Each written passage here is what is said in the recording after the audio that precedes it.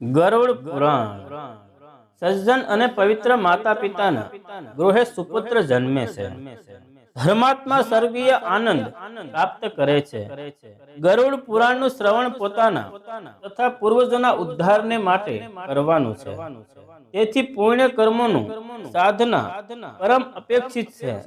ધાર્મિક વચનોમાં શ્રદ્ધા, ગુરુમાં આસ્થા, જ્ઞાનની પ્રાપ્તિ, તત્વજ્ઞાન વગેરે સર્વમાં ગરુડ પુરાણ કથાનું શ્રવણ કરવું જોઈએ.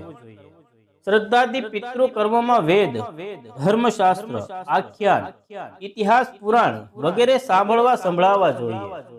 ગરુડ પુરાણ વેદાંત દર્શનથી ભરપૂર છે. ઈશ્વરની શક્તિ અપરંપાર છે.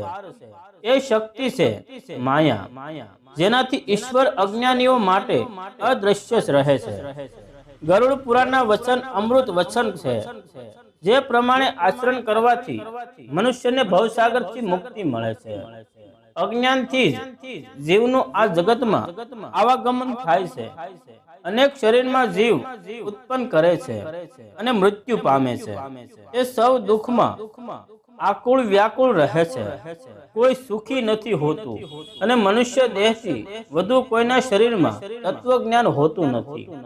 દેહધારીઓને 84 લાખ ફેરા કર્યા પછી જન્મ પછી સત્કર્મોની મનુષ્ય દેહ મળે છે. શરીર વિના કોઈ પુરુષાર્થ કરી શકતો નથી.